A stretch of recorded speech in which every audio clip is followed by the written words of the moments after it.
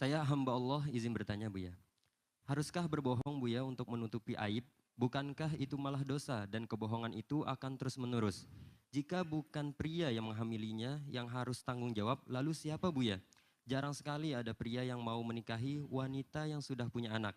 Bahkan janda sekalipun pria masih enggan. Terima kasih Buya, mohon penjelasannya. Wassalamualaikum warahmatullahi wabarakatuh. Insyaallah. Ada tolak ukur. Di dalam Islam itu, wanita di dalam Islam itu bernilai bukan ditinjau dari sisi parasnya dan kekayaannya. Biarpun itu ada nilainya, ada artinya dalam hidup. Sangat berbeda dengan cara hidupnya orang yang tidak punya iman. Anda jangan menyamakan cara hidup kita dengan cara hidupnya orang yang tidak punya iman. Wanita yang tidak beriman itu akan ada nilainya kalau dia punya dua. Yang pertama punya kecantikan untuk dinikmati kaum laki-laki atau punya uang untuk bisa mencari orang yang bisa menyenangkan dia. Selebihnya adalah sampah yang dibuang. Tapi dalam Islam tidak.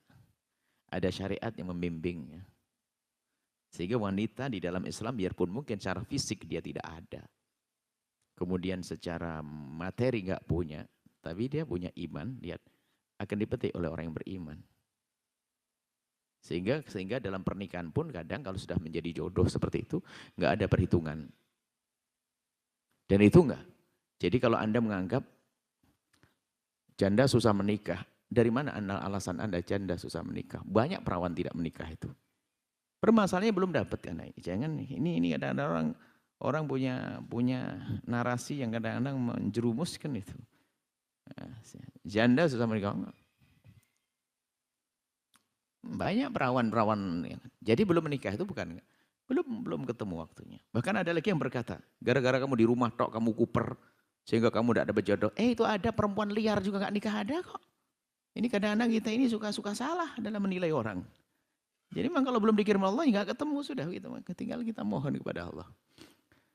Ada masalah menutup aib. Hei hamba Allah, inilah kadang-kadang pemahaman pemikiran yang salah itu. Kadang seorang anak gadis sudah jatuh ketimpa tangga. Tangganya karat, kan kasihan. Kasihan dia. Bayangkan, dia dirusak tuh harus menikah dengan laki-laki yang kurang ajar kepada dia. Coba ini logikanya gimana akalnya seorang bapak ini. Kalau seandainya didolimi laki-laki cukup sekali dong. Jangan malah kita serahkan dengan laki-laki yang menodai dia, nggak ngerti bagaimana ke depannya. Naudzubillah. Sehingga kadang-kadang ini latah di masyarakat, kau yang berbuat, kau yang bertanggung jawab. Ini kan omongan gila ini untuk urusan hal ini. Sehingga dia ngerti, hamili dulu aja pasti boleh. Kemarin mah nggak boleh, tenang. Karena sudah terjadi di masyarakat satu kaidah, kau yang berbuat, kau yang bertanggung jawab. Terserah cara menghamili, perkosa segala macam. Ini akan. Dan orang tua ada yang bodoh, sudah tahu dia yang menghamili orang jahat dikejar, cari kemana. Untung dia lari, kalau lari kan ketemu orang jahat beneran. Untungnya dikejar lari. Sampai kelahiran anaknya, sampai katanya nggak bertanggung jawab. Pak. Alhamdulillah kau tidak bertemu dengan calon mantu yang bertanggung jawab. Wah, alhamdulillah, iya dong, kepleset sudah sadar. Sekarang sudah anak kepleset itu masih nggak sadar, masih dikejar itu laki-laki menghamilinya. Kalau memang terlanjur anaknya hamil, muliakan dia dengan cara tempatkan tempat yang mulia. Jangan sampai dikesankan kalau dia pernah berzina. Tutup aibnya. Bukan kebohongan, ini urusan dengan Allah. Memang urusannya apa dengan Anda? Kalau ada orang berzina cerita dengan saya, urusannya apa? Apakah saya bisa ngampuni dosanya? Enggak. Urusan zina dengan Allah, enggak ada urusan dengan manusia. Jujur. Jujur itu kalau Anda ngambil duit saya, Anda terus terang dengan saya maafkan nanti. Ini urusan dengan Allah, bukan urusan dengan manusia. Urusan dengan Allah, Anda dengan Allah. Jujurnya dengan Allah. Anda nangis di tengah malam dengan Allah. Enggak usah cerita pada suami, istri, calon suami. Jalan. Banyak perempuan bodoh. Di saat dia punya masalah masa lalu, di saat mau menikah, baru menikah saking senangnya, baru terus terang kepada suaminya. Ini kejadian karena kebodohan. Saya kasih sampaikan ini agar paham mana ini. Suatu ketika ada kisah seorang perempuan tiba-tiba menangis pangkuan suaminya setelah menikah 6 bulan. Perempuan ini tersanjung sekali. Saya merasa berdusta, saya merasa berbohong. Memang kenapa? abang bisa terima saya? Iya dong, kamu istriku gimana tidak terima? Bener bang, abang terima apa aku apa adaku? Iya dong, kamu kan istriku. Suami itu nggak kebayang apa yang mau diomongkan. Iya aku terima. Nasi bodoh jarang ngaji nih perempuan. Tiba-tiba ngomong begini, suami itu diyakinkan oleh suaminya bahwasanya, kamu kan istriku, kamu baik kok, kamu solehah, kamu mengabdi kepadaku. 6 bulan indah, bahagia. Rupanya saking tersanjungnya sang istri merasa bersalah, suaminya baik banget. Dia punya masalah yang kelam. Akhirnya, bang mohon maaf, abang bisa nerima saya? Loh gimana sih nerima saya? Bukankah kamu istriku? Bener bang, apa adaku? Aku ini jelek, enggak kamu solehah, kamu enggak bang. Kenapa sih dek? Abang terima? Iya saya terima istriku. Terima bang. Dulu, waktu aku masuk SMA kelas 2, aku punya kawan dekat. Begitu dekatnya sampai aku, apa? Sampai aku melakukan, kamu lakukan itu? Iya bang, dipeluk oleh suaminya, Masya Allah dipeluk. Pelukan terakhir setelah itu kau kecerai kau buang kau. Karena bodohnya itu perempuan. Tutup aib, hanya Allah yang tahu itu saja selesai. Dibuang sama laki-laki itu. Padahal kalau ditutupkan selesai urusan dengan Allah, minta ampun kepada Allah, ya hamba Allah. Ini ilmu yang harus dimiliki oleh beberapa ustadz untuk menyelesaikan problem, para orang tua. Pertama mengantisipasi jangan sampai dibebaskan anak kita urusan dengan laki-laki. Kalau terjadi kecelakaan, tolong dia.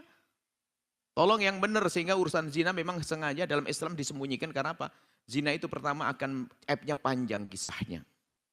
Kalau ada seorang anak punya nenek itu kafir lalu masuk Islam namanya mu'alaf, masih bangga. Tapi kalau punya kisah neneknya adalah pezina, nempel di jidat cucu anak cucu. Makanya aib zina ditutup.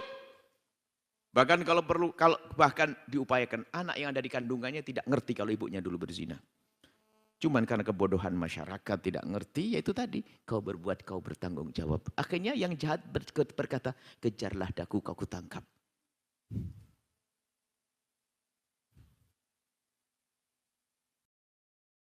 Naudzubillah, tolong ya. Nah ini bahasa ini, mohon maaf panjang kisahnya. Tutup aib. Semoga Allah menjauhkan kita dari petaka-petaka itu. Jika ada tolong dan ajari. Kalau Anda ada orang mengadu kepada Anda tentang paras-parasan, langsung stop mulutnya. Jangan cerita ke siapa, terus dengan Allah. Anda bantu sebisa mungkin dengan harta Anda dan untuk menutup aibnya, maka Allah akan menutup aib Anda nanti. Allah akan mengampuni kita. Mungkin Anda harus keluar duit banyak untuk menjaga perempuan ini agar terhormat. Biayai, mungkin harus dialihkan ke tempat yang lain. Oh, menutup aib tersebut istimewa, Anda istimewa. Anda menutupnya aibnya satu orang beriman, maka Allah akan menutup aib Anda. Ini harus, ilmu ini harus disebarkan. Masa orang zina di kampung tahu semua satu kampung. Bahkan sampai kita tahu sebuah kampung itu seorang kakak bapaknya beda-beda, bukan bapak nikah. Ketahuan, ini yang menghamili dulu sana, ini ajib. Ini bagaimana kisah semacam itu, naudzubillah. Berarti memang di kampung itu tidak ada pendidikan yang semacam ini. Makanya ini kami sampaikan, ingat. Anda pun jangan berani memindah kisah perzinaan seseorang. Anda menggunjing, Anda ngomongin perzinaan orang. Naudzubillah, dosa gede. Kalau Anda ada orang curhat kepada Anda tentang perzinaan, tutup Anda saja. Istri pun tidak boleh tahu. Kalau ada ngadu ke saya, Umi nggak tahu. Itu pribadi. Jadi pun saya berjanji, kau jangan cerita kepada siapapun. Kemudian solusinya gimana? Ada dong solusinya. Ini ilmu yang harus dihadirkan. Semoga Allah menjaga aib kita. Semoga Allah mengampuni kita. Menjauhkan dari zina semuanya. Ya, ingat, urusan dosa kepada Allah nggak perlu Anda ceritakan kepada manusia. Karena manusia tidak bisa mengampuni. Urusan dosa kepada Allah yang dilakukan manusia adalah merendahkan, menghinakan. Punya pengalaman mabuk, punya pengalaman judi kepada Allah. Punya pengalaman meninggalkan sholat, urusan dengan Allah. Punya pengalaman zina, urusan dengan Allah. Nggak usah ceritakan kepada manusia. Manusia nggak bisa mengampuni urusan ini. Tapi yang harus Anda cerita dengan manusia, urusan dosa dengan manusia. Semoga Allah menjaga semuanya. Allah alam bisawab. Setelah Anda menyaksikan video ini, jangan lupa berselawat kepada baginda Nabi Muhammad sallallahu alaihi wa alihi wa sahbihi wasallam.